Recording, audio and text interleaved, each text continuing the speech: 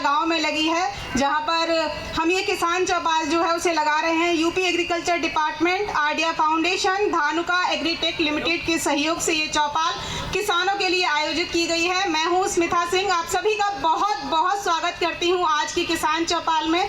हमारे किसान भाइयों का स्वागत है आज की किसान चौपाल में। हमारे जो सभी कृषि विशेषज्ञ, हमारे एक्सपर्ट्स, हमारे साथ जितने भी मेहमान हैं, सभी का बहुत बहुत स्वागत है हमारे कार्यक्रम में। मैं एक एक करके सभी को स्टेज पर आमंत्रित करना चाहूँगी, सभी का स्वागत करना चाहूँगी कार्यक्रम में। सबसे पहले मैं स्वागत करती हूँ हमारे डॉक्टर YK शर्मा सर हैं, सीनियर साइंटिस्ट, कृषि विज्ञान केंद्र मथुरा से। सर बहुत बहुत स्वागत है आपका कार्यक्रम में। मैं स्वागत करना चाहूँगी हमारे जो कृषि विशेषज्ञ हैं doctor bridge Mohan ji, subject expert हैं हॉर्टिकल्चर केंद्र मथुरा से। बहुत बहुत स्वागत है सर आपका भी कार्यक्रम में। हमारे साथ RK धूरिया जी हैं, सब्जेक्ट मैटर एक्सपर्ट हैं धानुका एग्रीटेक लिमिटेड से। सर बहुत बहुत स्वागत है आपका भी कार्यक्रम में। अवनीश चंद्रा जी हैं, DGM सेल्स वेस्ट यूपी से, धानुका एग्रीटेक लिमिटेड से। सर आपका भी बहुत बहुत स्वागत है कार्यक्रम में। हमारे साथ ब्रजेश सारस्वत जी हैं, ASM धानुका एग्रीटेक लिमिटेड से। सर आपका भी बहुत बहुत स्वागत है कार्यक्रम में। और हमारे सभी किसान भाई बहनों का, सभी का बहुत बहुत स्वागत हमारे कार्यक्रम में है। अगले कुछ घंटों में आप अच्छी जानकारी यहाँ से लेकर जाएंगे,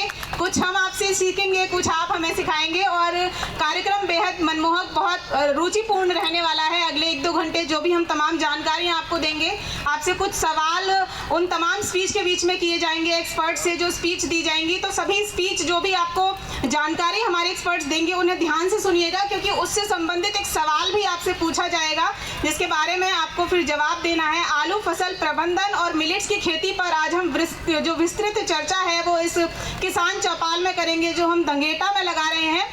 बलदेव जिले में ये पड़ता है। तो बहुत बहुत स्वागत है आप सभी का बलदेव ब्लॉक के मथुरा जिले के दंगेटा गांव के इस किसान चौपाल में। और चलिए कार्यक्रम की शुरुआत करते हैं। और सबसे पहले मैं आमंत्रित करना चाहूंगी YK शर्मा सर को, जो आपको श्रीअन्न यानी कि मिलेट्स की खेती से संबंधित जानकारी देंगे। सर प्लीज स्टेज पर आएं और हमारे किसान दोस्तों को बताएं कि मिलेट्स की खेती यानी श्रीअन्न का क्या महत्व है। गाँव दंगेटा में जो चौपाल लगाई गई है, इसके जितने भी अधिकारीगण आए हैं उन सभी का हार्दिक स्वागत, अभिनंदन करते हुए, बंधुओं, जैसे आप सभी लोग अवगत हैं, माननीय प्रधानमंत्री जी के अथक प्रयासों के बावजूद और उनकी मंशा के अनुरूप हम लोग 2023 को अंतर्राष्ट्रीय मिलेट्स वर्ष के रूप में मना रहे हैं ना। आपको सभी को जानकारी होगी है। मिलेट्स का अर्थ यहाँ है मोटे अनाज। मोटे अनाज में हमारे एक लिमिट से वाले मोटे नहीं समझना कि मोटा तो हमारी मक्का भी होती है या चना भी होती है। नाम मोटा है लेकिन वो जो खाने से आपको ताकत देंगे और मोटापा नहीं करेंगे। खुद भी छोटे होते हैं, जिनमें मोटे तौर पे बाजरा है, ज्वार है, रागी है, कोंदो है, सवा है ना। ये जो हमारे क्षेत्र में मिल जाते हैं, इनकी खेती पूर्व में हमारे जो बुजुर्ग साहिबान बैठे होंगे ये करते रहे होंगे।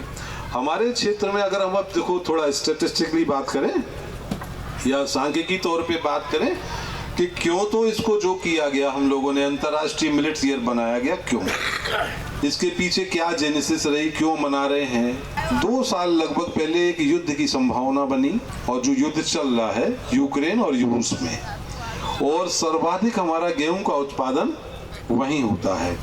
2021 में जो हमारा यूनाइटेड नेशन है उसकी जो जनरल असेंबली है वहाँ प्रस्ताव रखा भारत ने, क्योंकि भारत को 2023 के लिए G20 की अध्यक्षता मिली। जानते हो ना, एक G20 जो समूह का हमारा चल रहा ना पूरे वर्ष में, इसकी अध्यक्षता करने का मौका मिला। उसका मोटिव है या उसका जो ऑब्जेक्टिव है या उसका उद्देश्य है, पूरा विश्व, जैसा हमारे भगवान श्री कृष्ण ने ना वसुंधवम कैटुवम है ना, पूरा विश्व एक परिवार है। तो जब भूखमरी फैलेगी, गेहूं का उत्पादन कम हो जाएगा, तो उस स्थिति में केवल मिलेट्स से एक ऐसे अन्न बचते हैं जिसके माध्यम से पेट भरा जा सकता है। पहली बात हो गई ना। तो जब प्रस्ताव रखा तो 72 देशों ने इसका समर्थन किया और 2021 की बात है ये, और 2023 को अंतर्राष्ट्रीय मिलेट्स ईयर के रूप में घोषित कर दिया गया और भारत को इसकी अगुवाई देनी। यहाँ तक क्लियर है ना, सही बात।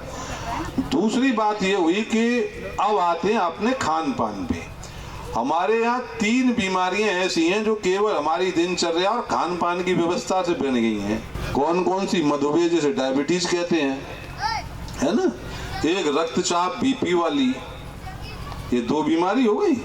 बड़े आराम से सही होने वाली बीमारियां थी। और एक तीसरी आजकल सबको है कि भाई दिन में 3 बार लोटा पकड़ना पड़ता, हालांकि शौचालयों की व्यवस्था कर दी गई है। पेट सब परेशान है भाई, कोई चूरन खा रहा है, कोई गोली खा रहा है, कोई कैप्सूल खा रहा है, कोई सिरप पी रहा है।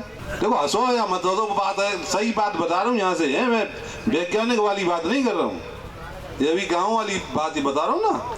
ये 3 बीमारियां पनप गई हैं और इन तीनों बीमारियों का निजात डॉक्टर नहीं केवल मिलेट्स है। इन तीनों बीमारियों का इलाज दिनचर्या में सुधार और मिलेट्स का भोजन, ये अपने आप कर देंगे ना। चूरन खाने की जरूरत है, चटनी खाने की जरूरत है, इसलिए मिलेट्स खेती करना जरूरी है ना।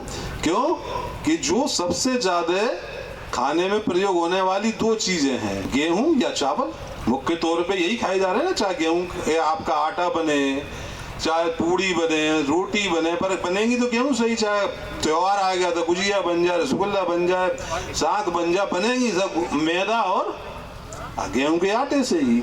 और बाद में दोपहर में खाना दाल चावल, बच्चे ने बोर का है।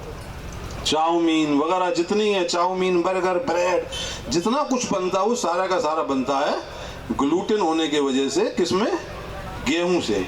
गेहूं का आधा रिफाइन करेंगे। अगर बेकरी यूनिवर्सिटी है तो उसमें बेकरी इंडस्ट्री है तो उसमें थोड़ा मोटा वाला अनाज जाता है। दलिया बनेगा सारा कुछ गेहूं से। और गेहूं में जो ग्लूटेन पाई जाती है, जो पार्ट ऑफ प्रोटीन, वो आपकी आंतों पे चिपक जाती है, वो कॉन्स्टिपेशन कर देती है। उसी से जो है जब पचेगी ना, तमाम दुनिया के आगे की बीमारी बनती हैं। जो आपको डायबिटीज होती है ना, डायबिटीज क्यों होती है? आप जो सामान खाते हैं उसका कन्वर्जन एल्कोहल में होना है। जो भी खाते हैं ना हम लोग, उससे शुगर प्रोड्यूस होती है और उसको डाउन करने के लिए पेनक्रियाज से हमारे यहाँ इंसुलिन रिलीज होती है। तब बार बार खाते हैं तो बार बार रिलीज होती है। कभी पिचकारी है, थोड़ी रह गई तो फिर बाद में खत्म, फिर तो इंसुलिन लगाइए आप, या जो है डायबिटीज का कंट्रोल करो। और जब अपच रह जाता है तो बीपी बढ़ जाता है। तो ये साधारण 3 बीमारियां जो सबसे ज्यादा आज की देश में हमारे समाज में प्रचलित हो गई हैं, ये केवल और केवल खान पान की अव्यवस्था और दिनचर्या में हुए बदलाव की वजह से। पहले बुजुर्ग लोगों को नहीं होता था, खेतों पे भ्रमण करने जाते थे। आज तो सब लोग अपने चारा लेने भी जाते तो मोटरसाइकिल पे जाते हैं। कटा रखा चारा रख के ले आए, मशीन से कटा डाल दिया। तो मेरा कहने का अर्थ है कि कैलोरीज आपकी बर्न नहीं हो रही है, या आप जो खा रहे हैं उसको पचाने के लिए मेहनत उतनी कर पा नहीं रहे। तो ये 3 बीमारियां आपको बनती हैं। जो बाजरा है, मैं अब बाजरे पे ज़्यादा फोकस करूंगा क्योंकि हमारे क्षेत्र में बाजरा होता है और पूरे प्रदेश में हमारे यहाँ बाजरा का क्षेत्र सबसे ज़्यादा है। क्योंकि मिलेट्स में अगर हम देखें तो पूरे विश्व में 30.73 मैट्रिक मिलियन टन का उत्पादन होता है पूरे विश्व में। और उसमें से अगर देखें तो 12% हिस्सेदारी जो है भारतवर्ष की है। उस 12% हिस्सेदारी में से 41% लगभग जो भाग आता है वो केवल बाजरे से आता है। तो बाजरा मेजर क्रॉप हो गई ना। तो बाजरे पे इसलिए बात करेंगे। और ज्वार, आप लोग जानते हैं ज्वार हमारे यहाँ सामान्य तौर पे दाने के लिए किसान भाई नहीं उगाते, यहाँ चारे के लिए उगाते हैं। लेकिन हमारा एक राष्ट्र मतलब राज्य है पास का महाराष्ट्र, वहाँ ज्वार बहुत खाई जाती है, वहाँ ज्वार उगाई जाती है। तो मेरा अनुरोध है कि आप कभी भी एक तो विश्वास रखिए या इस बात का ध्यान दीजिएगा कि एक अन्न लगातार नहीं खाइए, कोई भी चीज़ एक अन्न। जैसे हम लोग सामान्य तौर पे गेहूं खाते हैं केवल, है ना, तो इसको बदल के खाइए। अभी हम आपसे सिफारिश है जिसके मिलेट्स के लिए हम खड़े किए गए हैं। तो मिलेट्स में ये तो स्टैटिस्टिक की बात हुई, तो हमारे पास एक मेजर क्रॉप बची जो उत्पादन करने के लिए है। ज्वार है, बाजरा है, ये 2 मेजर हो गई हमारे यहाँ जो होती हैं। समा होता है रागी के, आपको जो है मिनी किट्स बांटे गए थे, कुछ किसान भाई ने लगाए, आपके यहाँ भी आए होंगे कुछ किट आए थे रागी के, मुफ्त में बीज दिया गया था। चलिए अब फिर मिलेगा इस साल। तो तब लगाइएगा जरूर। छोटा दाना होता है, देखी होगी ना, जैसे अपने सरसों का छोटा होता है, मड़ुआ कहते हैं उसे देसी भाषा में। मड़ुआ, ये हमारे यहाँ रागी कहते हैं, वैसे सामान्य तौर पे पढ़ी लिखी भाषा में, क्षेत्रीय भाषा में उसे मड़ुआ कहते हैं। आप अच्छी तरह जानते हो। सवा जानते होगे, खीर वीर बना के खाते ना व्रत में, कुटू जानते हो। तो ये 4-5 खेतियां बड़े आराम से हो जाती हैं। अगर कुछ नहीं कर सकते, मोटे तौर पे आप 3 महीने ये काम करके देख लो। सर्दी चल रही है, इसमें तो बाजरा खाते ही है ना सारे लोग। बाजरा खाओगे तो पेट में कॉन्स्टिपेशन बहुत कम हो जाएगा अपने आप, ठीक है ना। ये जो कब्ज की बीमारी है ना, अपने आप बहुत कम हो जाएगी। तो खाने में कोशिश अगर कर सकते हो तो एक टाइम बाजरा कर लो, नहीं तो फिर मजबूरी है। मेरा तो आपसे संस्तुति ये है कि आप प्रतिदिन कोई ना कोई बदल के अनाज खाएं। और बच्चों से मेरी सिफारिश है आपके माध्यम से, ये पिज़्ज़ा बर्गर ये बिल्कुल ना खाएं। ये आगे चल के हम लोग तो भी 50-60 तक पहुंच रहे, बच्चों का बड़ा मुश्किल है पेट के हिसाब से। फास्ट फूड बहुत ज़्यादा नुकसानदेह हैं और सारे इसी बनते हैं गेहूं के आटे से, तो वो बहुत ज़्यादा नुकसानदेह हैं। उसमें जो फर्दर सामान इस्तेमाल किए जाते हैं वो ऐड करने के लिए प्रिजर्वेटर है या आपका टंग ट्विस्टर है, एल्जुडोमोना, ये सब बहुत ज़्यादा नुकसान करते हैं। तो बच्चों को आप प्रोत्साहित कीजिए। अभी सामान्य तौर पे देखिए, एक प्रश्न आता है, हम आपसे यहाँ से कह रहे हैं कि आप मिलेट्स को अपने भोजन में सम्मिलित करें, आपकी ये बीमारियाँ बहुत हद तक ठीक होंगी। तो मैंने अभी आपको दूसरा उदाहरण दिया कि हमारे क्षेत्र में बाजरा प्रिवेल्ड करता है, मेजर क्रॉप है। तो हम बाजरा पे कैसे कल्टीवेशन होता है, क्यों करना चाहिए, इस पर बताएंगे आपको। लेकिन एक सामान्य तौर पे अभी आप छोटे बच्चे को बाजरा दो तो वो कह रहा है सीमेंट की रोटी को खाओ पापा, यही कहेंगे, सीमेंट की रोटी को खाओ पापा। तो भाई सीमेंट की रोटी नहीं है। अब उसको आप परिवर्तित कर देते हो, थोड़ा बेसन लगा के, तो उसको और पौष्टिक बना दिया, उसका रूप परिवर्तित कर दिया, तो बड़े आराम से खा लेता ना बच्चा। और नहीं, लोग सुनेगा नहीं खाएगा। इसी तरह से आपके यहाँ जो संक्रांति आएगी, उसमें तिल लगा के टिक्की बना के रख दोगे तो बच्चा जो है जेब में भरे भरे के ढोलेगा, खेल तो रहेगा दिन भर और खाता भी रहेगा उसको। और बाजरा खा रहा था, नहीं उसे सीमेंट लग रहा है ना। तो ये रूप परिवर्तन करने की थोड़ी सी आपके अंदर कला हो तो बच्चे सीमेंट भी खाएंगे, यानी बाजरा भी खा लेंगे। ज्वार तो खा ही सकते हैं, नहीं तो डॉक्टर रिकमेंड करेगा कुछ दिनों बाद आपको कि भाई ज्वार की रोटी खानी है, आपको जो है जौ की रोटी खानी है। बाजरा कॉन्स्टिपेशन में जौ की रोटी खानी है, बिल्कुल। कैंसर वालों को जौ की रोटी खानी है, डायबिटीज वालों को जौ की रोटी खानी है, गेहूं बिल्कुल बंद। तो ऐसी स्थिति अपने लिए पैदा नहीं करो, बदल के खाओ। कभी ज्वार खाया, कभी बाजरा खाया। और ये तीनों जो सफ़ेद रंग के सामान है, ये बहुत नुकसान करते हैं। गेहूं का आटा, चावल, बहुत ज़्यादा नमक, रिफाइंड और शुगर मतलब चीनी। ये जितना कम खाएंगे, गुड़ खाएं आप जितना खा सकते हैं, पहले खाते थे ना। तो ये हमारे यहाँ कहाँ डायबिटीज होती है किसी को नहीं। अब डायबिटीज का हर तीसरा पेशेंट है। तो अब आते हैं मिलेट्स की खेती पे। तो ये मैंने आपको एक छोटा सा परिदृश्य बताया कि मिलेट्स होता क्या है। तो हम अपने क्षेत्र में क्योंकि बाजरा करते रहे हैं तो बाजरा पे फोकस करें। बाजरा हमारे यहाँ 2 बार होता है, एक जायद में होता है और एक खरीफ में होता है। खरीफ का अर्थ है कि जब बारिश का मौसम होता है तब, और जब हमारे अभी गेहूं आलू खुद जाएगा या सरसों कट जाएगी, इसके बाद जो सीजन खाली होगा उसमें बाजरा हो जाएगा। 2 बार होने लगा ना बाजरा, इसी टाइम बाजरा करें। कुछ किसानों का मानना था कि बाजरा जो है उत्पादन पहले कम देता था, अब तो ठीक ठाक देता, अब तो कोई दिक्कत आ नहीं, वैरायटी हाइब्रिड आ रही हैं तो उत्पादन भी अच्छे हैं। तीसरा पर मतलब आपकी परेशानी आती थी कि बिक्री कहाँ होगी, भाई रेट सस्ता है नहीं, अब रेट भी नहीं है सर, 2150 तो गवर्नमेंट का रेट है ना। दूसरी बात यह है कि मिलेट्स को प्रोत्साहित करने के लिए जब सरकार ने बीड़ा उठाया है तो आपके लिए विक्रय केंद्र भी खोले गए हैं। जानकारी है नहीं है ना। 25 विक्रय केंद्र जनपद में मिलेट्स को खरीदने के लिए, विशेष तौर पे बाजरा हमारे यहाँ होता है, बाजरा खरीदने के लिए मंडियों में खोल दिए गए हैं। तो आपको बिक्री की भी कोई ऐसी परेशानी नहीं होगी कि आपका माल नहीं बिकेगा। तीसरी बात यह है कि आपको प्रोत्साहित करने की इसलिए ज़रूरत है कि स्वास्थ्य अगर ठीक होगा तो हम आगे कुछ कर पाएंगे, नहीं कुछ कर नहीं सकते। चौथा, इसमें एक और एडवांटेज है या इसकी विशेषता ये है, मैंने अभी छोटी सी स्टैटिस्टिक आपको दी थी, थोड़ा सा और देखो एशियन कंट्री में केवल भारतवर्ष एक ऐसा देश है जहां 80% क्षेत्रफल में या टोटल जो प्रोडक्शन है उसका 80% भाग केवल भारतवर्ष पैदा करता है। 20% हमारी और रेस्ट कंट्री जो है एशिया की वो पैदा करती हैं। और मिलेट्स की खेती अगर देखोगे तो अच्छी बात ये है कि जितने जो पैसे वाले आगे वाले अपने को बहुत तगड़ा देश कहते हैं वहाँ पैदा ही नहीं होता है ना रूस में पैदा हो रहा, ना अमेरिका में पैदा हो रहे, ना जो है इंग्लैंड में पैदा हो रहे, ना जर्मनी में पैदा हो रहे, ये नहीं होते पैदा, ये होते हैं अफ्रीकन कंट्री में। तो इसकी दूसरी विशेषता ये है कि ऐसी जगहों पे पैदा हो जाते हैं ना पानी की बहुत अच्छी ज़रूरत, ना बहुत अच्छी मिट्टी की ज़रूरत। भाई हम पहले क्यों करते थे, हमारे पास संसाधन नहीं थे। आज की डेट में तो हमें धान पैदा करना तो एक बोरिंग ही तो करानी है, कोई मना करता है हम धान पैदा करके दिखा देंगे।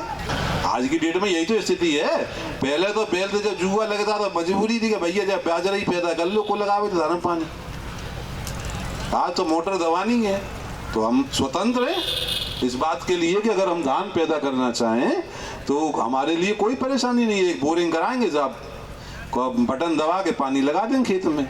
तो उस बटन को जबरदस्ती आपको जानकारी हो कि जब धान पैदा करते हैं, जिन किसान भाइयों की परिस्थिति धान पैदा करने की नहीं, यानी जिनके क्षेत्रों में पानी की कमी है, जमीनें नीची नहीं है, ऊंचरीली जमीन है और जबरदस्ती धान पैदा कर रहे हैं, तो 1 लीटर धान मतलब 1 किलोग्राम धान पैदा करने में बंधु 3000 से लेके 4000 लीटर पानी लगता है। 3000 से लेके 4000 लीटर पानी आप 1 किलो धान पैदा करने में, तो पानी पीवे की बोतल रखी ना है मैडम ने हमारे लिए, अभी खांसी आ जाएगी तो मालूम नहीं, फिर लांगी बजट डूल गया। मेरा सिर्फ कहने का अर्थ है कि एक बोतल 20 रुपए की मिलती है कम से कम, और आपने क्या लीटर पानी लगाया 1 किलो पैदा करने में? 3000 से लेके 4000 लीटर, वेराइटी पे डिपेंड करता है। अब 4000 लीटर पानी कितने को, और धान की कीमत बढ़िया से बढ़िया पैदा करोगे तो 100 रुपया को।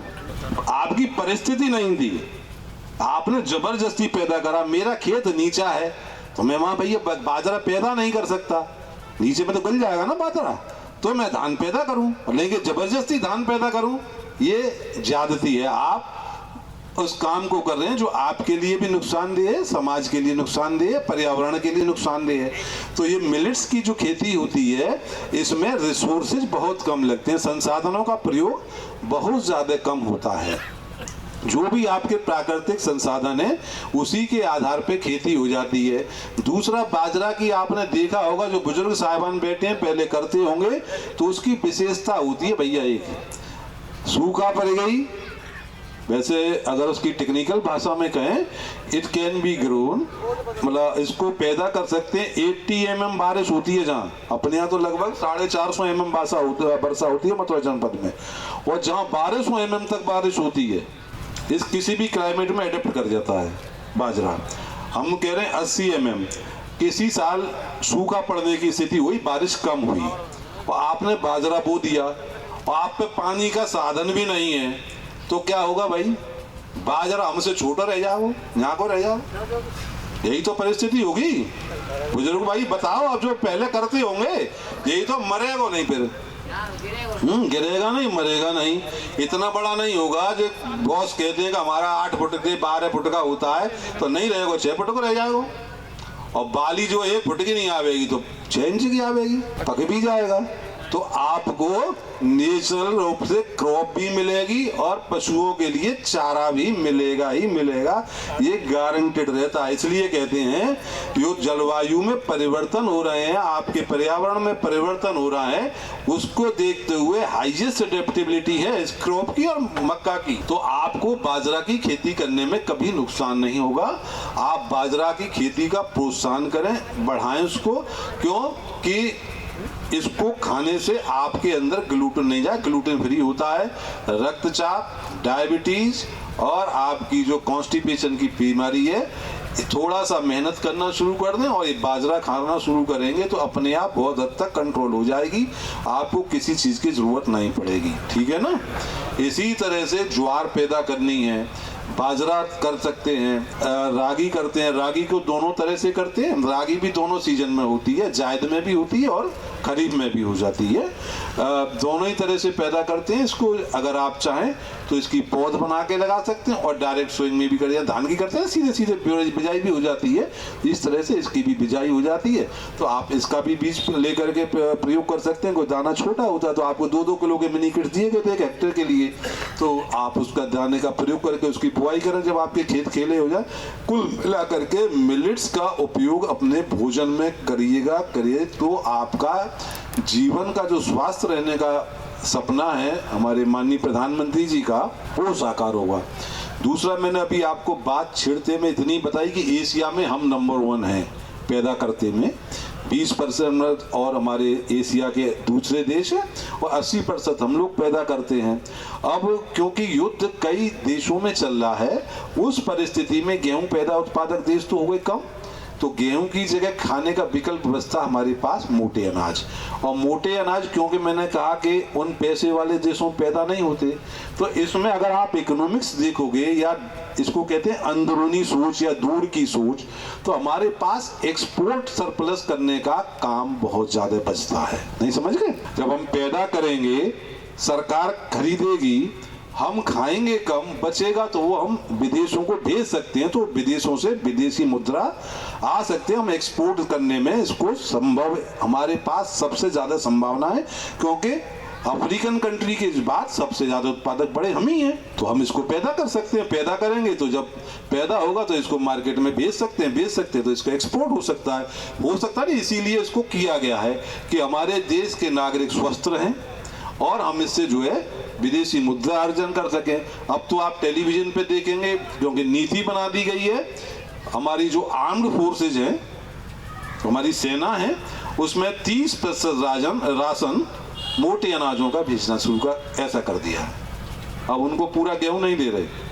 आपके यहाँ ये विद्यालय चल रहे हैं, इसमें भी जो मिड डे मील आएगा उसमें 30% भोजन अब आपको, चाहे बाजरे की नगेट्स बन के आए चाहे कुछ भी आए, क्योंकि हमारे क्षेत्र में बाजरा है, इन बच्चों को न्यूट्रिशियस डाइट देने के लिए उसमें बाजरा या 30% मिलेट्स को सम्मिलित इसीलिए कर दिया गया है कि आपका जो राशन था, अगर आपको 100 किलोग्राम गेहूं देते थे तो अब आपको 70 किलोग्राम गेहूं मिल रहा है। 30 किलोग्राम आपको या तो ज्वार मिलेगी, बाजरा मिलेगा, कोई अन्य जो है मिलेट्स मिलेगा।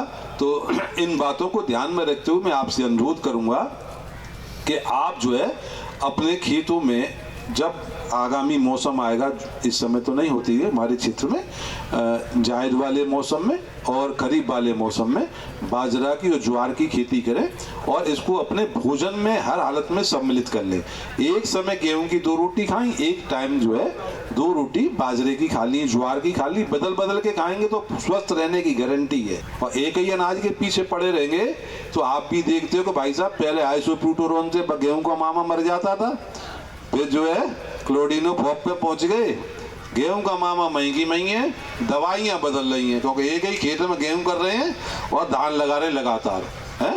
अब तो आइसोप्यूटोरॉन का मतलब ही नहीं, खूब बता रहे हैं वैज्ञानिक, तो उसमें रेजिस्टेंस डेवलप हो गई ना। तो पेट की आंतों का भी यही हाल है भाई, गेहूं खाएंगे तो चिपकता रहेगा, तुम खाते रहो, हम जो है कॉन्स्टिपेशन के शिकार होते रहेंगे, चूरन चटनी खाते रहेंगे, पेट साफ करते रहेंगे इसी हिसाब से। लेकिन ये काम लंबे समय तक नहीं चलेगा, क्योंकि जब पेट में कोई आपका पेट साफ नहीं, सबसे ज्यादा बीमारी आप सब लोग जानते हैं ना, पेट साफ है तो आप स्वस्थ हैं, पेट अगर साफ नहीं होता तो उससे सैकड़ों अन्य बीमारियां बन जाती हैं, क्योंकि हानिकारक जो जीवाणु हैं, वायरस हैं, इसमें पैरासा शुरू हो जाते हैं, वो आपके आगे के सिस्टम को खराब करना शुरू करते हैं। तो मैं आपसे पुनः अनुरोध यही करूंगा कि आप इनका इलाका मतलब इजाफा करें, इसका उत्पादन भी बढ़ाएं और इसको अपने भोजन में सम्मिलित करें। मैडम यहीं खत्म कर दें, कभी इनको कुछ और बहकाना जी बता दिया।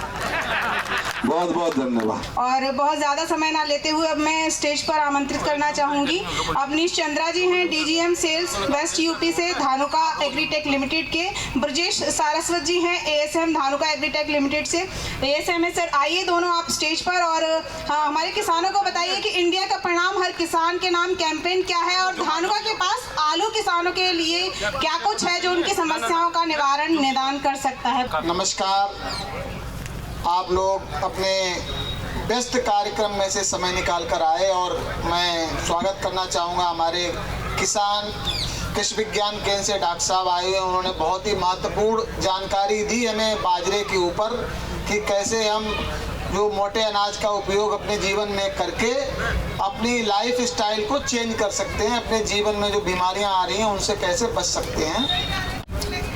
तो मेरा नाम अवनीश है, धानुका एग्रीटेक कंपनी की तरफ से आज हम चर्चा करेंगे आलू में लगने वाली समस्याओं की। उससे पहले बात करेंगे हम आपकी, सभी किसानों की। जैसा कि हम सभी जानते हैं कि जो हमारा देश है आज भी 70% से ज़्यादा लोग यहाँ पर खेती करते हैं। आज से अगर 2 साल पहले हम जाएं तो एक बीमारी आई थी कोरोना, सबने नाम सुना होगा उसका, सभी लोग उससे प्रभावित हुए थे। हमारे एक देश के प्रधानमंत्री थे लाल बहादुर शास्त्री जी, उन्होंने एक नारा दिया था, कोई बता सकता है क्या नारा था वो? जय जवान और जय किसान। जय जवान क्यों बोला? जवान की जय इसलिए बोला क्योंकि जो जवान है वो, चाहे वो सियाचिन में माइनस टेम्परेचर हो या फिर राजस्थान की भयंकर गर्मी में, हर परिस्थिति में वो किसान खड़ा हुआ है।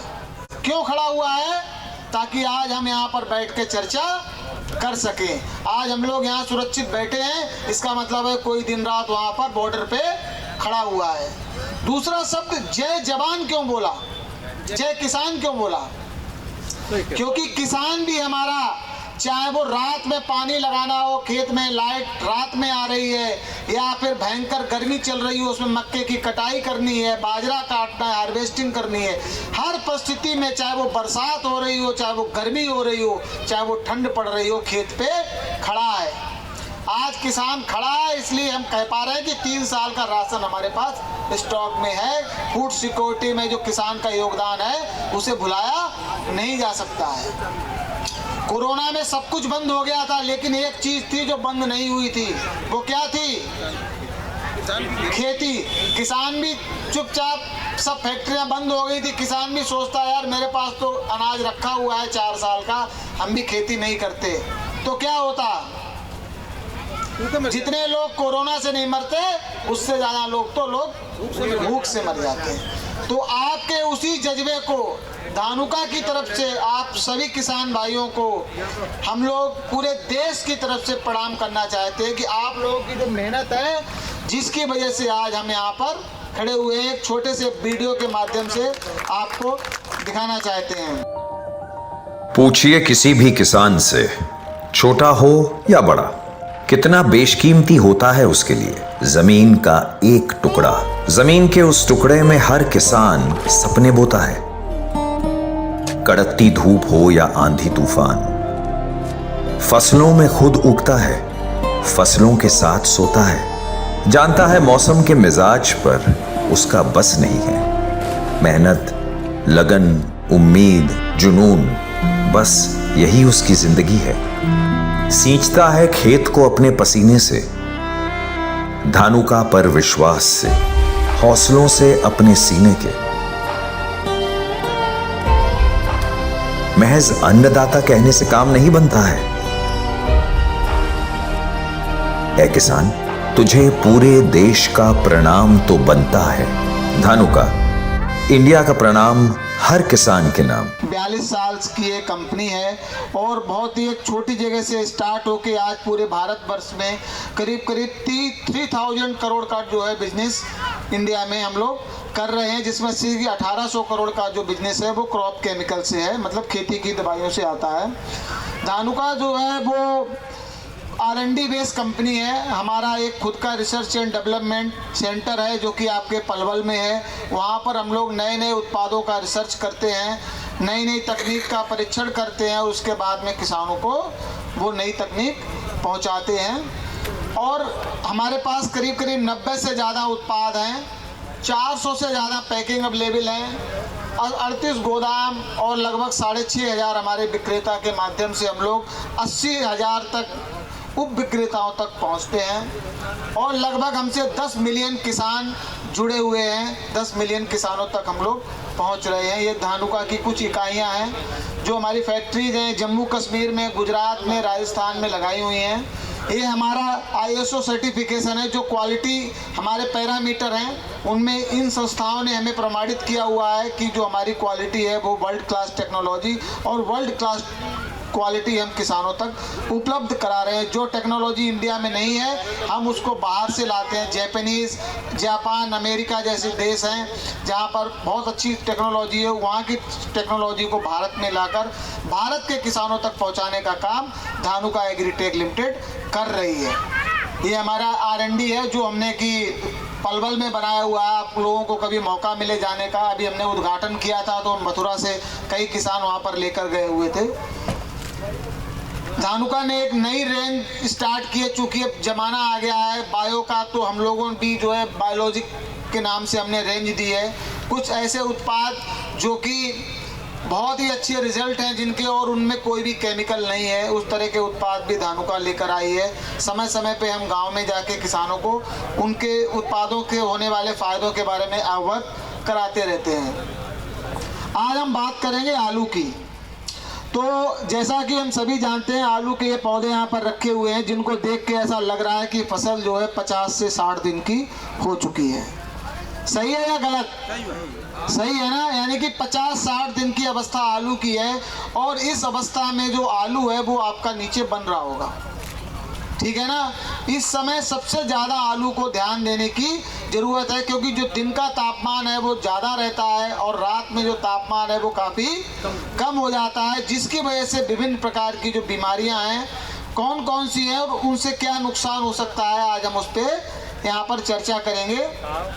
ये आलू की कुछ बीमारियां हैं जिनके बारे में बताएंगे। सबसे जो पहली बीमारी आपको जो पत्ते पे दिख रही है, ये जो बीमारी है वो है अगैती झुलसा, यानी कि अर्ली ब्लाइट बीमारी है। जो लास्ट में दिख रही है उसके बारे में भी बताएंगे, लेट ब्लाइट है। तो इस समय जो बीमारी चल रही है आपके खेतों में, एक तो अगैती झुलसा, दूसरा एक और बीमारी एक नई आई हुई है, उसमें जो है पत्तियां काली काली मतलब ब्राउन टाइप के स्पॉट आ रहे हैं पत्तियों पे। जो ओल्डर लीफ है, जो पुरानी पत्तियां हैं उनमें जो है काले काले जो है स्पॉट आ रहे हैं, वो भी एक फफूंद से जनित बीमारी है। अल्टरनेरिया अल्टरनेटा जो पैथोजिन है उसकी वजह से वो खेत में आ रही है। दूसरी जो अगैती झुलसा है वो भी आ रहा है। ये देखिए, ये देख सकते हैं आप, ये जो डिजीज है ये आपके खेतों में दिख रही है। यहाँ भी हमने जो पौधे लगाए हुए हैं उनमें भी ये बीमारी दिख रही है, पत्तों पे नीचे दिख रही है ना। ये हमेशा जो है पुराने पत्तों पे आती है। इसके आने से क्या होता है, पौधा जो है एकदम नहीं मरता है, धीरे धीरे स्लो तरीके से मरता है, जिसकी वजह से जो प्रोडक्शन है, क्योंकि जब पत्तियां नहीं होंगी तो पौधा जो है वो भोजन नहीं बना पाएगा। अगर पत्तियों की हालत इस तरह की हो जाएगी तो भोजन नहीं बनेगा, जिसकी वजह से जो उत्पादन है खासकर टेम्परेचर आलू से के सुटेबल नहीं है इस समय, इसलिए प्रोडक्शन काफ़ी आपका घट सकता है। तो हमें ज़रूरत है इस समय आलू में देखभाल की, जिससे कि हमारा जो उत्पादन है वो प्रभावित ना हो। ये जो बीमारियां ये फफूंद की वजह से आती हैं। अब जो अगली बीमारी हम आपको दिखा रहे हैं, ये जड़ काली पड़ने की शिकायत। जो जड़ काली पड़ने की जो शिकायत है ये फफूंद की वजह से नहीं आती है, ये एक बैक्टीरिया होता है जिसकी वजह से ये बीमारी आलू की फसल में आती है।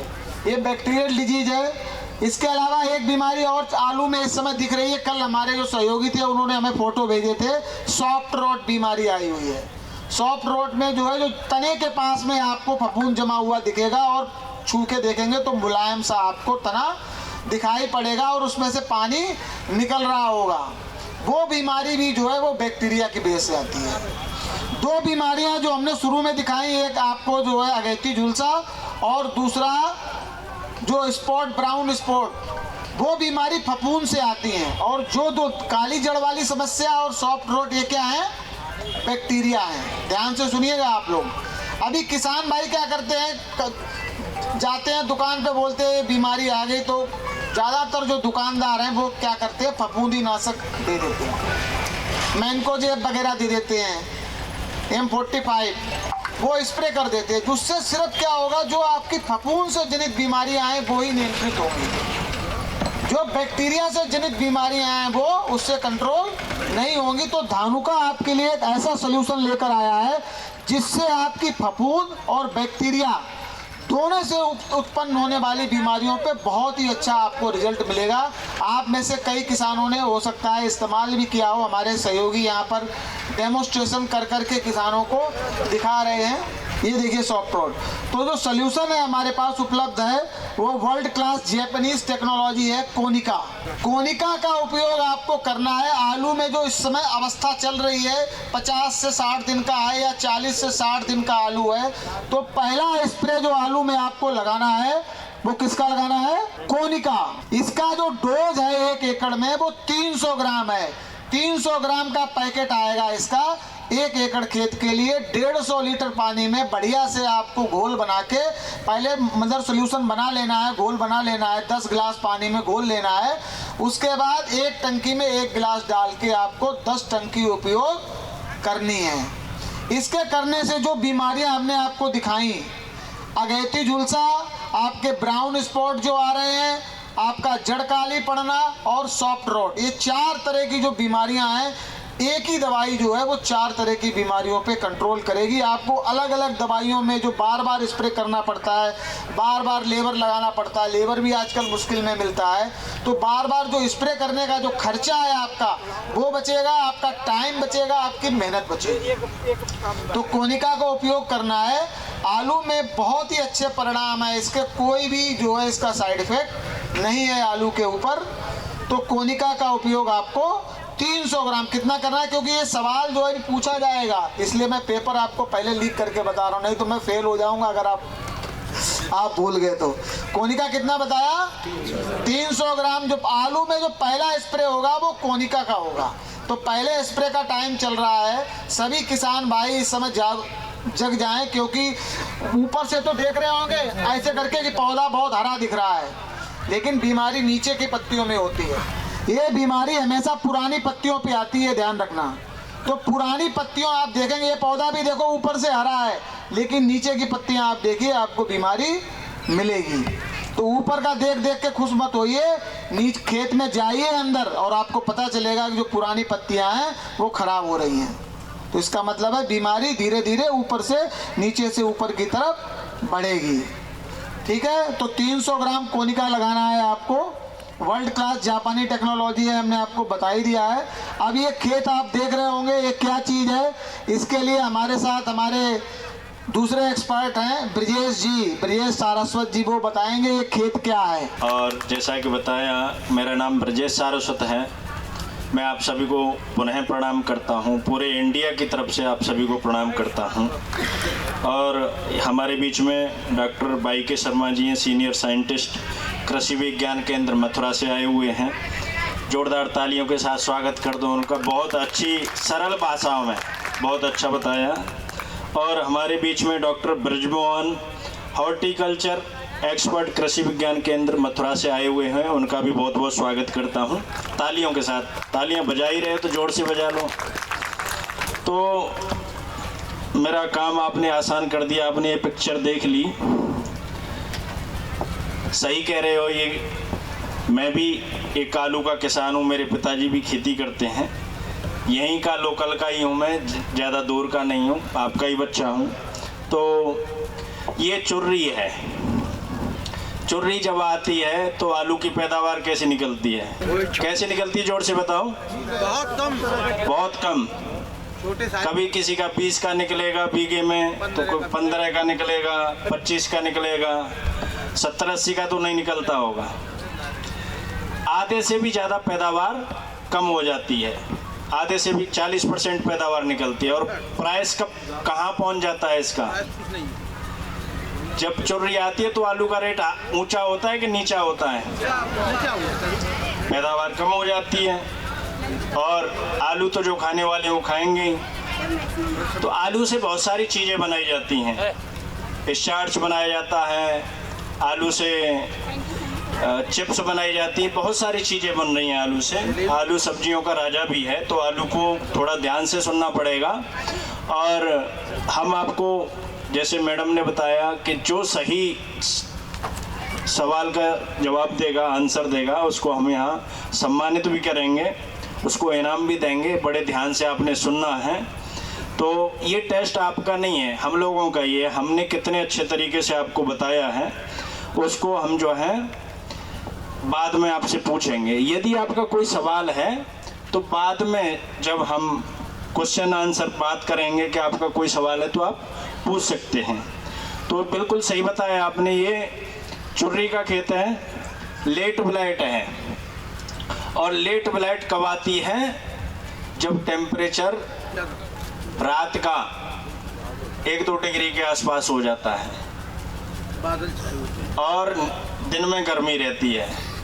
ये एक फफूंदी के कारण बीमारी आती है। फफूंद कहीं से आता नहीं है, खेत में ही रहता है। इसका जो एनाकुलम है, इसके जो कण हैं बीमारी के, वो वायुमंडल में रहते हैं, खेत में रहते हैं, पौधे में रहते हैं, बीज में रहते हैं। तो जैसे ही इनको फेवरेबल टेम्परेचर मिलता है वैसे ही ये अपना रूप दिखाना शुरू कर देते हैं। आपने देखा होगा बथुआ कब उगता है? सर्दियों में। तो ऐसे ही इसका भी एक टाइम है। लेकिन जब ये बीमारी आती है, जिधर की हवा चलती है उधर ये मैदान साफ कर देती है। रात को खेत ठीक ठाक होता है, दिन में सवेरे चक्कर मारने के खेत में तो पत्तों के कान गिर जाते हैं, फिर भागे भागे जाते हैं हम। और वो टाइम क्या होता है? आलू का। आलू बन तो चुके होते हैं लेकिन मोटा हो रहा होता है। सही कह रहा हूँ? जब मोटा होने का टाइम होता है तब ये बीमारी आती है, लगभग जनवरी के महीने में। जनवरी में ऐसा मौसम बनता है, बादल छाए हुए हों, तो ये बीमारी इतना भयंकर रूप से फैलती है कि ये कंट्रोल करना मुश्किल हो जाता है। और हम ऐसी दवाई और ले आते हैं साथ में कि वो प्रोडक्शन, जो आलू मोटा होता है वो उसकी ग्रोथ रुक जाती है। आप उस दवाई का नाम सभी जानते होंगे, मैं यहाँ भुलवाना नहीं चाह रहा। और आलू की पैदावार का कम होना का कारण वही है। और कई लोग तो ऐसे हैं कि कोई बीमारी ने तब भी उस दवाई को डालते हैं डर के मारे। तो वो दवाई डालते हो तो उस आलू का जो प्रोडक्शन से प्रोटेक्शन में हो जाता है, बचाव की स्थिति में आ जाता है, आलू मोटा नहीं होता। ऐसी दवाई की ज़रूरत है आप लोगों को कि बीमारी आई है तो वहीं कंट्रोल कर ले, वहीं दबोच ले उसको, और आलू भी मोटा होता रहे। है क्या ऐसी दवाई की ज़रूरत? ज़रूरत है ना?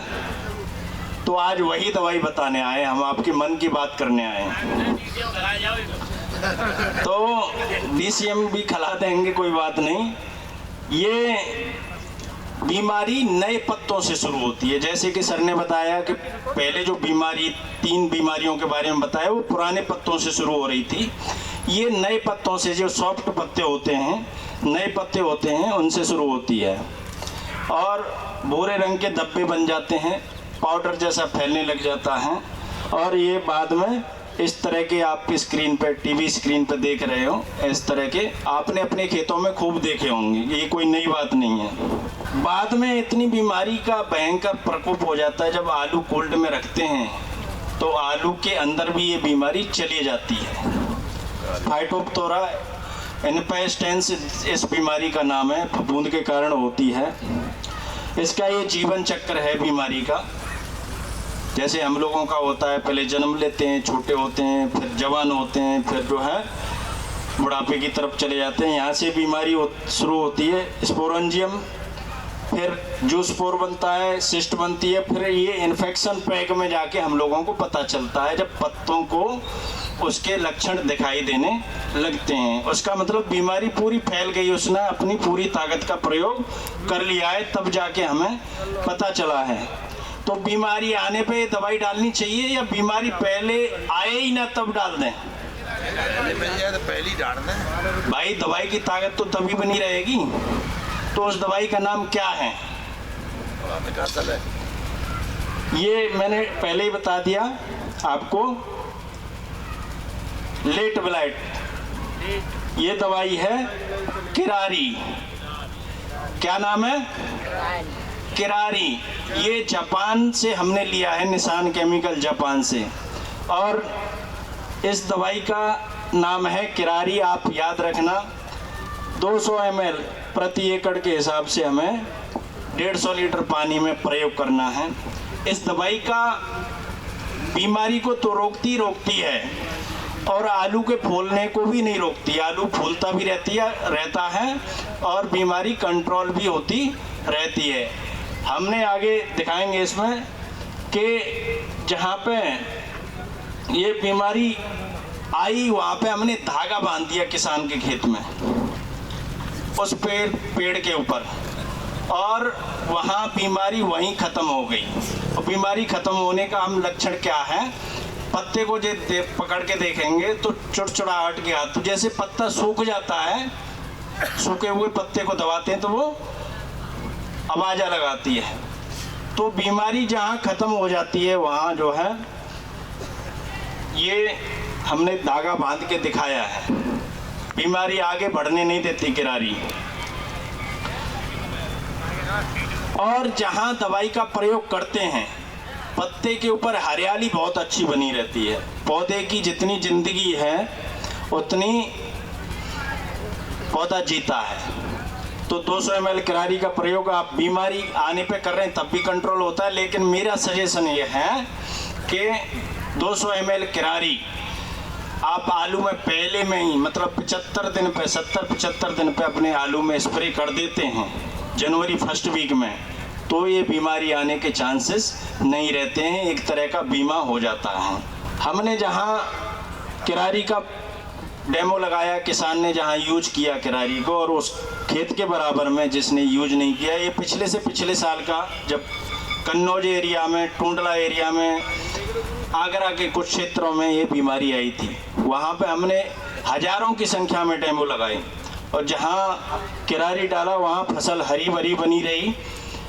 और जब फसल हरी भरी बनी रहती है तो प्रकाश संश्लेषण की प्रक्रिया होती है, भोजन बनाने की प्रक्रिया जिसे हम बोलते हैं, और वो भोजन आलू में फिक्स होता रहता है। वही कारण है कि आलू किरारी की वजह से 10% ज़्यादा भी निकलता है। ये तो मेड़ किसान ने, अच्छा किसान था, उसने डाली नहीं 2 मेड़ों पे, तो वहाँ आलू ख़त्म होने की कगार पे था। और जहाँ हमने किरारी का प्रयोग किया, आप देख रहे हो स्क्रीन के ऊपर, फसल बहुत अच्छी तरह से बनी हुई है। अभी एक वीडियो है, इसे ध्यान से सुनना।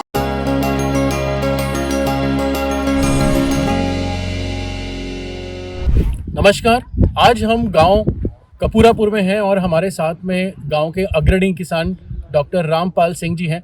रामपाल सिंह जी ने अपने खेत में आलू के किरारी का प्रयोग किया, तो आइए जानते हैं उनका अनुभव कैसा रहा। डॉक्टर साहब, किरारी डालने से एक तो झुलसा और परपरा जो रोग शुरू हुआ था, वो डालने से तुरंत उसमें रुकावट हो गई। किरारी का आपने प्रयोग कब किया? पहला स्प्रे आपने कब किया? पहला स्प्रे मैंने किया था अभी 1 महीना पहले, जब बरसात हुई है अभी 7 तारीख को, तभी हमने किया। इसके बाद में फिर 12-13 दिन के बाद फिर किया किरारी। तो आपने 2 राउंड किरारी के लिए? 2 राउंड किए। तो क्या आपको लग रहा था, सिचुएशन कैसी थी और क्या आपको फसल अच्छी है, भरी भरी है। हाँ। और कोई भी रोग नहीं इस समय। हाँ। आलू में जो अन्य शिकायतें होती थी पहले चेचक जैसी, अच्छा, उसमें भी सुधार है। क्या बात है। तो जैसा हम देख सकते हैं कि पत्तियां हमें काफ़ी हरी भरी दिख रही हैं हमारे ये वाले खेत में, जहाँ पे डॉक्टर साहब ने किरारी का स्प्रे किया है। वहीं पे एक बगल में हमारे खेत है अन्य किसान भाई का, जहाँ पे अन्य दवाइयों का प्रयोग हुआ है। तो साफ अंतर हमें हरेपन में नजर आ रहा है, क्योंकि अगर डॉक्टर साहब आपको पता है हरापन ज़्यादा रहेगा तो भोजन नीचे अच्छा बनेगा, भोजन अच्छा मिलेगा तो प्रोडक्शन अच्छा हुआ। प्रोडक्शन तो आप पूरी तरीके से संतुष्ट हैं? मैं पूरी तरीके से संतुष्ट हूँ। अन्य किसान भाइयों को क्या संदेश देना चाहिए? अन्य किसान भाई पूछते हैं, उनको बताते भी हैं क्या कि मैंने ये किरारी जो डाली है धानुका कंपनी की, उसको डालिए आप। लेकिन कुछ महंगाई की वजह से, महंगा आइटम है, कुछ लोग नहीं ले पा रहे हैं। तो हम इसीलिए कहते हैं जब हम किरारी का स्प्रे करेंगे तो पछेती झुलसा पे किरारी का प्रहार अवश्य होगा और हमारा खेत जो है वो स्वस्थ रहेगा और आमदनी अच्छी होगी। आपका बहुत बहुत धन्यवाद। धानुका, इंडिया का प्रणाम हर किसान के नाम।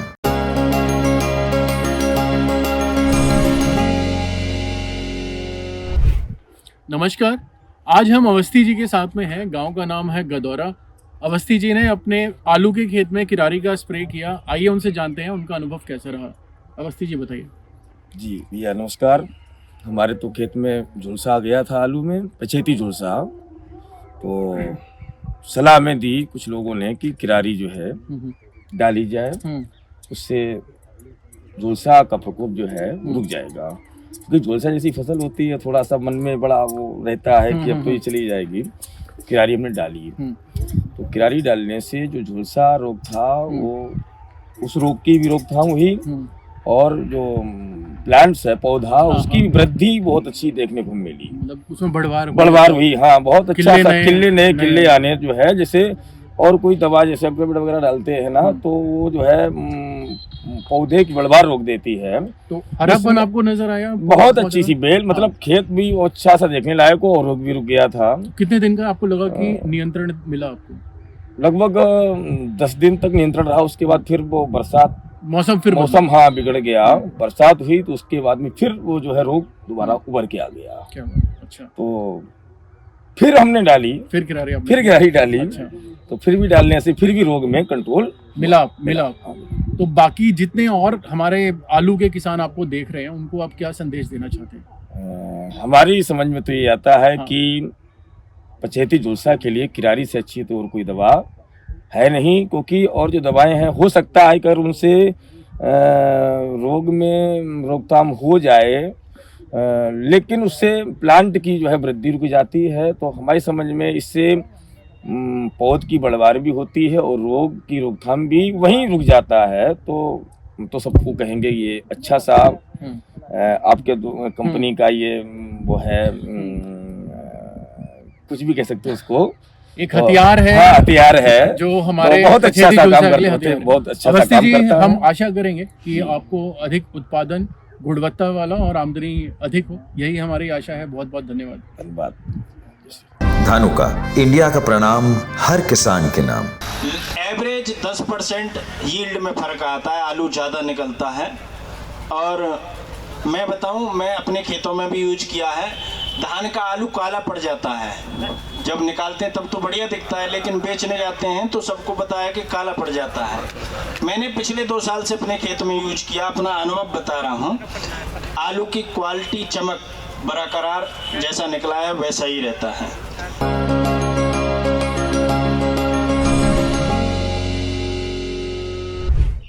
मैं R.K. धुरिया, आज हम लोग गांव औराई और उज्जवल तिवारी जी के खेत में खड़े हैं, जो कि जिला कन्नौज में आता है।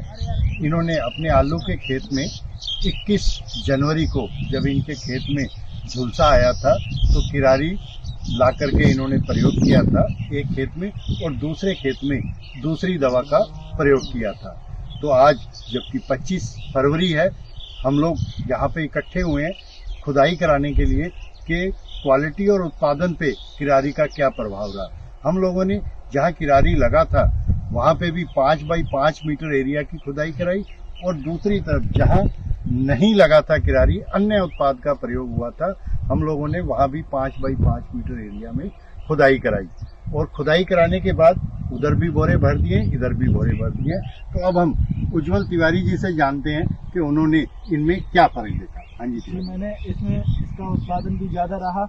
उसमें कितना ज्यादा रहा? उसमें 100 किलो निकला, 100 किलो आया, 100 किलो उसमें निकला, और 110 किलो इसमें निकला, जिसमें किरारी दवाई का उपयोग किया गया।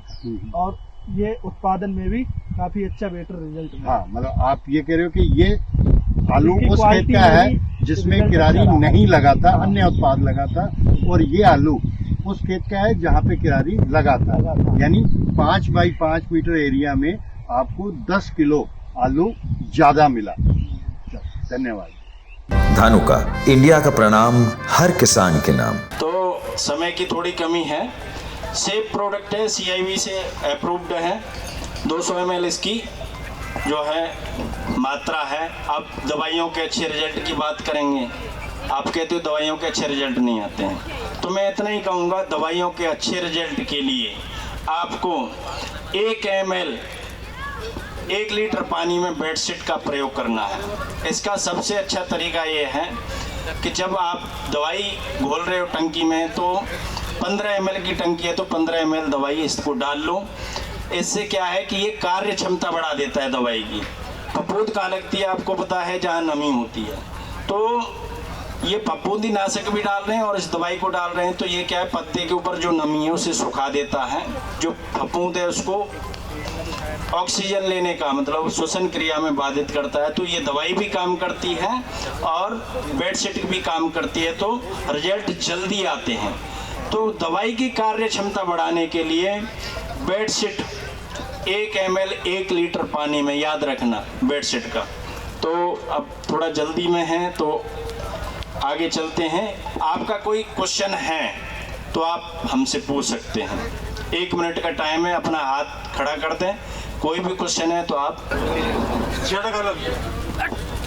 और वो जो है झुलसा अगेती झुलता, आ जाओ स्टेज पर आ जाओ। अब दूसरे क्वेश्चन की तरफ चलते हैं। अब बाबा आप हाथ मत उठाना। कोनिका 300 ग्राम, बहुत अच्छा बताया आपने, बड़े ध्यान से सुना। किस प्रोडक्ट को कार्य क्षमता बढ़ाने के रूप में जाना जाता है, जो अभी बताया था मैंने? 1 ml। कितने लीटर पानी में? 1 लीटर पानी। आ जाओ, बहुत बढ़िया। धानुका का कौन सा नया उत्पाद है हमने पिछले 2 सालों में दिया है जो लेट ब्लाइट को प्रभावी तरीके से नियंत्रित करता है? हाथ उठाना है। किरारी, ये तो बताओ कितनी किरारी लिख रही है? अच्छा 200 ml। तमाम जानकारियां देने के लिए मुझे पूरी उम्मीद है, आशा है, और जो मुस्कान दिख रही है किसानों के चेहरे पर, उससे पता चल रहा है कि जानकारियां आपको अच्छी लगी हैं। और यदि आपको कोई सवाल है धानुका से तो आप सामने स्टॉल लगा हुआ है, वहां जाकर क्वेरीज जो भी हैं आप अपनी पूछ सकते हैं। जो भी सवाल आपके हैं, यहाँ बैठे हुए हैं धानुका एग्रीटेक लिमिटेड का पीछे स्टॉल लगा है, वहाँ जाकर आप अपने सवाल पूछ सकते हैं, जवाब वहाँ से आप ले सकते हैं। और अब मैं आमंत्रित करना चाहूँगी मंच पर डॉक्टर ब्रिज मोहन जी को। हॉर्टिकल्चर एक्सपर्ट हैं कृषि विज्ञान केंद्र से। आलू की फसल में आपको किन किन उर्वरकों की जरूरत होती है, पोषक तत्व प्रबंधन का क्या महत्व रहता है, वो तमाम जानकारियां सर आपको देंगे। सर आइए। आज की सभा में उपस्थित हमारे केंद्र के अध्यक्ष महोदय डॉक्टर वाई के शर्मा जी, धानुका के सभी पदाधिकारी, ग्रीन टीवी और प्यारे किसान भाइयों, सभी को मेरा नमस्कार। मैं डॉक्टर ब्रजमोहन, कृषि विज्ञान केंद्र से उद्यान का वैज्ञानिक हूँ। देखिए, आलू की जो फसल है मथुरा जनपद की कैश क्रॉप के रूप में होती है, यानी नकदी फसल है, और इस फसल का हमारे किसानों की आमदनी में बहुत ज़्यादा प्रभाव पड़ता है। आलू की फसल एक ऐसी फसल है, अगर इसमें कहीं भी चूक हो जाए तो नुकसान स्वाभाविक सा आपके सामने देखने को मिल जाएगा। तो कुछ महत्वपूर्ण बिंदु है जिन पे ध्यान दिया जाना अत्यधिक आवश्यक है। अगर हम उनमें चूक करते हैं तो हमें नुकसान होगा और हमारी जो फसल का उत्पादन है वो भी कम हो जाएगा। जिनमें एक जो मुख्य चीज़ है वो है आपका मौसम। देखिए, मथुरा जनपद या मथुरा जनपद के आसपास का जो क्षेत्र है, तकरीबन मथुरा जनपद में ही 20 से लेकर 25,000 हेक्टेयर क्षेत्रफल में आलू की खेती होती है, और जिसमें मुख्य जो स्थान है वो 37-97 का है। यहाँ किसान भाई 37-97 बहुत अधिक मात्रा में लगाते हैं, और बाहर की मंडियों में जो आलू बिकता है मथुरा का, वो अपनी चमक की वजह से बिकता है। आप कहीं का भी आलू रख दीजिए, चाहे नॉर्थ ईस्ट का रख दीजिए, चाहे आप लाहौल स्पीति का रख दीजिए, चाहे काजा का रख दीजिए, चाहे आपका जो हमारा नॉर्थ ईस्ट है वहाँ का आलू रख दीजिए, मथुरा का आलू अलग से ही दिखाई दे जाएगा कि यह आलू मथुरा का है, क्योंकि इस पर चमक इतनी ज़्यादा होती है। इसका जो कारण है वो है यहाँ की मिट्टी, क्योंकि मिट्टी जो है वो मुख्य आलू के उत्पादन को, आलू की चमक को बरकरार रखने में अपना महत्वपूर्ण स्थान रखती है। जैसे अपने यहाँ मथुरा में बलुई दोमट मिट्टी है, ठीक है, आपकी बलुई मिट्टी है, आलू अच्छा फैलता है। देखिए, जो मुख्य बिंदु हैं उनमें हमें ध्यान देना बहुत अधिक आवश्यक है, क्योंकि अगर निगाह चूकती है तो आलू की फसल सीधे प्रभावित होगी। पहला जो टाइम है वो होता है आपकी आलू की बुआई से लेके 40 दिन का। इस समय में आलू की जो वानस्पतिक वृद्धि होती है वो तेजी के साथ में होती है, और उसमें कई चीजें आपको देखने को मिल जाएगी। जिसमें अभी एक किसान भाई आलू का एक पौधा लेके आए थे जिसमें पत्तियां सुकड़ रही हैं। अगर पत्तियां सुकड़ गई तो पत्तियों की भोजन बनाने की जो क्षमता है वो कम हो जाएगी, खत्म हो जाएगी। जब उसकी वानस्पतिक वृद्धि नहीं होगी तो आलू कैसे बनेगा। दूसरी स्टेज होती है 40 से लेकर 70 दिन के बीच में, यानी आलू के पौधे में जितना आलू बनना होता है वो 40 से लेकर 70 दिन के बीच में बन जाता है। उसके बाद 70 से लेकर 90 दिन तक जो आलू बना था आपके पौधे के नीचे, उसकी जो मोटाई है वो बढ़ती है, आलू फूलता है, और 90 दिन के बाद में जब तक हम आलू की कटाई करते हैं तब तक उसके छिलके की मोटाई बढ़ती है ताकि उसकी सेल्फ लाइफ बढ़ जाए। तो दो जो स्टेजें हैं इनमें आपको विशेष रूप से ध्यान रखना है। एक तो 1 से लेकर 40 दिन के बीच की, जिसमें अभी मैडम ने कहा था कि पोषक तत्वों का प्रबंधन। देखिए, मैं सबसे पहले यही कहूँगा कि पोषक तत्वों के आधार पर ही हमें अपनी फसल की बुआई करनी चाहिए। इसलिए मृदा का सॉयल सैंपल टेस्ट कराने के बाद ही आप उर्वरक की संतुति करें। लेकिन जो नॉर्मली है 180 और 100 और 80 नाइट्रोजन, फास्फोरस, पोटास की मात्रा हम इतनी लेते हैं, लेकिन कभी कभी हम देखने में मिलता है कि किसान भाई अनएक्सपेक्टेड डीएपी का इस्तेमाल, यूरिया का इस्तेमाल करते हैं जी। और कई जगह अभी मेरे पास फ़ोन आए हैं कि जिनमें देखने को मिल रहा है कि आलू का जो ट्यूबर है वो फट गया है।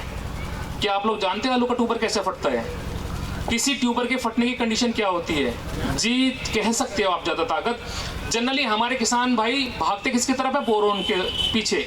वो कहते हैं कि बोरोन की कमी से आलू फट गया। ऐसा हो सकता है, लेकिन वो कम होता है।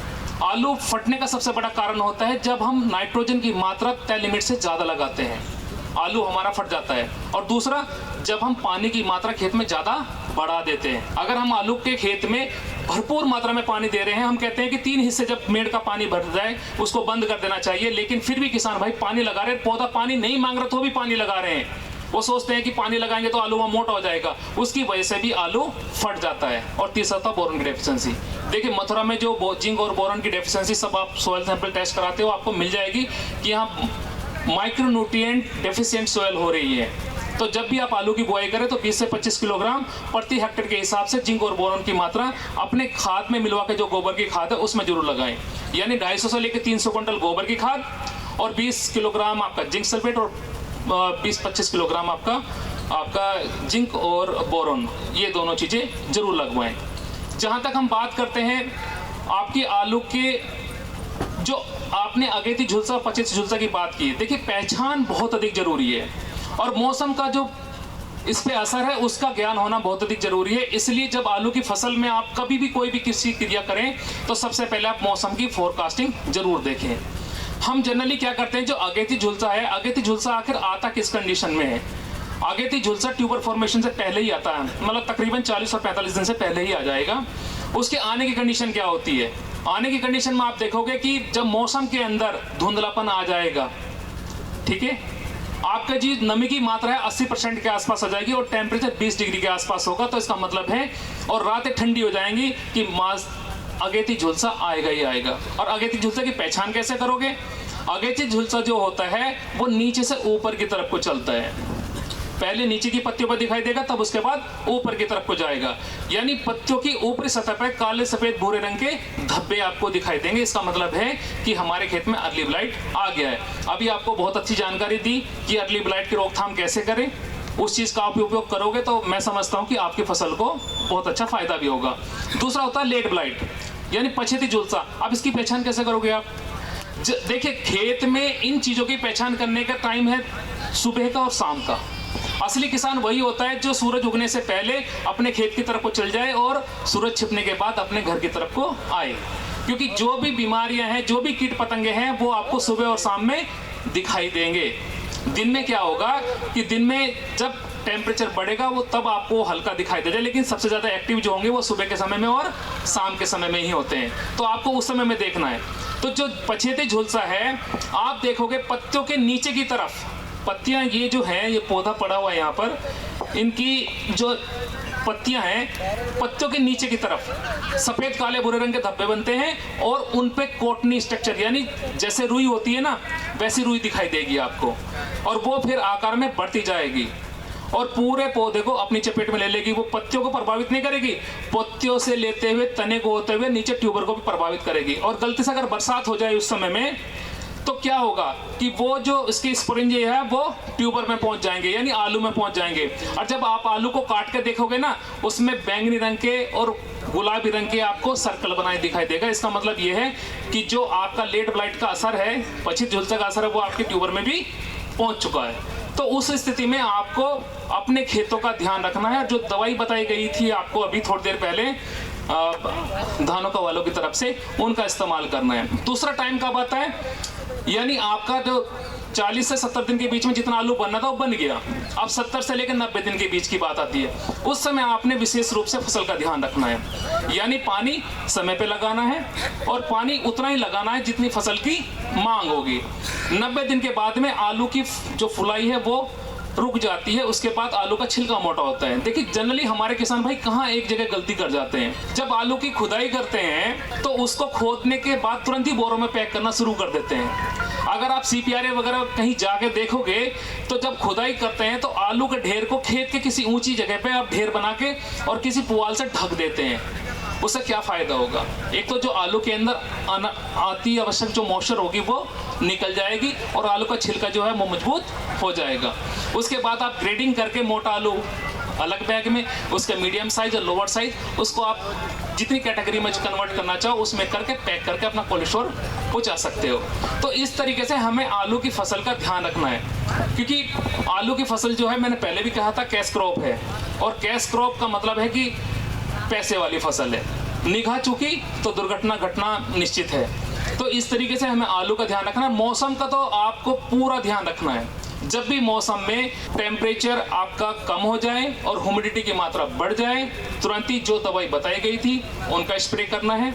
और जहाँ तक वो धान के खेत में आलू की जो बात कही गई थी, देखिए जनरली जो हैवी सोयल होती है ना, जैसे आपकी लोमी सोयल होती है, उन मिट्टी में आलू को उगाने की संतुष्टि नहीं की जाती है, क्योंकि मिट्टी भारी होती है और जितनी मिट्टी भारी होगी वो आलू को फूलने में उतनी ही समस्या पैदा करेगी। ठीक है, तो आलू जो हैवी सोइल्स होती है उनमें आलू की फसल को जनरली नहीं लगाते हैं, क्योंकि पानी देने के बाद वो मिट्टी बैठती है और आलू के फुलाव को वो रोक देती है। तो इस तरीके से हमें पूरी आलू की फसल का ध्यान रखते हुए अपनी खेती करनी है, और जहाँ तक अपना उत्पादन है उसको भी बढ़ाना है। और समय समय पर जो वैज्ञानिक हैं आपके जनपद में, हम लोग कृषि विज्ञान केंद्र पे हैं, आजकल फ़ोन कॉल का बहुत ज़्यादा पैसा नहीं लगता है। आप लोग कोई भी दवा लेके आ रहे हैं या आपको कोई भी प्रैक्टिस करनी है या आपको कोई भी डाउट हो रहा है अपनी फसल के ऊपर, आप फ़ोन करके अपनी समस्या का समाधान भी हम लोगों से प्राप्त कर सकते हैं। बिल्कुल भी किसी तरह की कोई भी कोताही बरतने की जरूरत या किसी तरह का संकोच करने की जरूरत बिल्कुल भी नहीं है। बहुत बहुत धन्यवाद, आप लोगों ने मुझे बहुत ध्यान से सुना। फिर भी किसी किसान भाई का कोई सवाल है तो वो मंच के माध्यम से अपनी समस्या का समाधान। जी जी, जैसे CPRA का बीज तो उसमें वायरस बहुत आता है, सुखड़े हुए पेड़ आते हैं उसमें। जी देखिए, उसके लिए कोई बताओ। जी, जैसे आप सुखड़े की बात कर रहे हैं ना, तो CPRA पे भी बहुत अच्छी तकनीकी से बीज पैदा किया जाता है। और जब हम, क्योंकि ये प्रॉब्लम जो है जनरली जब हार्वेस्टिंग होती है तभी से ही दिक्कत करती है, लेकिन फिर भी इस समस्या का समाधान करने के लिए आप जब आलू आपका 25 से लेकर 28 दिन के बीच का हो जाए तो कॉन्फिडोर की ICR द्वारा ही रिकमेंडेड दवाई है कॉन्फिडोर 18.5 SL, उसकी आधा ml मात्रा 1 लीटर पानी में घोल के आप स्प्रे कर दीजिए। लेकिन टाइमिंग उसका सही है, 25 से लेकर 30 दिन के बीच में उस दवा का स्प्रे हो जाना चाहिए। वो दोनों चीजों से प्रोटेक्ट करती है, आपके कर्लिंग से भी करेगी। आप पानी लगाएं उसमें या बगैर पानी के पानी लगाएं? पहला नहीं, पहला पानी तो आपने जो लगा दिया उसके 4 दिन के बाद। जैसे पहले लगाई थी हमने, किसी ने दवा बताई थी जी, तो उसने बताई थी पानी नहीं देना, बाद में पानी लगाना है उसमें, पहले दवा लगाओ उसके बाद पानी लगाओ। कोई भी दवाई अगर आप खेत के अंदर स्प्रे करने के लिए जा रहे हैं तो 4 दिन पहले या 4 दिन के बाद में आप इस तरह के ही दवा का इस्तेमाल करें। आप ऐसे नहीं कि हमने आज दवा का स्प्रे कर दिया और कल को पानी लगा दिया, तो जो पौधा पानी मिट्टी से एब्जॉर्ब करता है उसे फोटोसिंथेसिस के द्वारा ऊपर फेंक देता है, तो दवाई अंदर नहीं जा पाती। क्योंकि सारी दवाई जो है आजकल सिस्टमेटिक है, आजकल कॉन्टैक्ट दवाई कोई नहीं आ रही है। आपको अगर दवाई लगानी है तो 4 दिन पहले मतलब खेत ऐसा हो जाना चाहिए कि इसकी एब्जॉर्प्शन कैपेसिटी बढ़ जाए। और अगर आपको खेत में सिंचाई लगानी है तो 4 दिन के बाद ही आप उस खेत के अंदर सिंचाई लगाएं। लेकिन टाइमिंग का आपको ध्यान रखना है, टाइमिंग अगर चूक गए तो फिर उसका उतना ज़्यादा आपको इम्पैक्ट देखने को नहीं मिलेगा। Thank you sir. सर 2 सवाल आपसे पूछेंगे और जो भी उन सवालों के जवाब जानते हैं वो सिर्फ अपना हाथ उठाएंगे, जवाब नहीं बताएंगे। माइक आप तक आएगा तभी आपको जवाब बताना है। जो अर्ली ब्लाइट आती है, अगेती झुलसा जो आता है, उसकी पहचान क्या है? ये वाली पत्ती सिकुड़ती हैं, काली पड़ जाती हैं, वो उसमें तभी झुलसा बनता है। काले सफेद भूरे रंग के धब्बे बनते हैं, फफूंदी बन जाती है और तभी झुलसा आता है उसमें। जी ठीक है। और दूसरा सवाल अभी भी सुन लीजिए आप लोग, जो पछेती झुलसा आता है उसकी पहचान क्या है? कि आप देख के एकदम बता दे कि नहीं नहीं अगेती नहीं है, पछेती झुलसा में कन्वर्ट हो चुका है।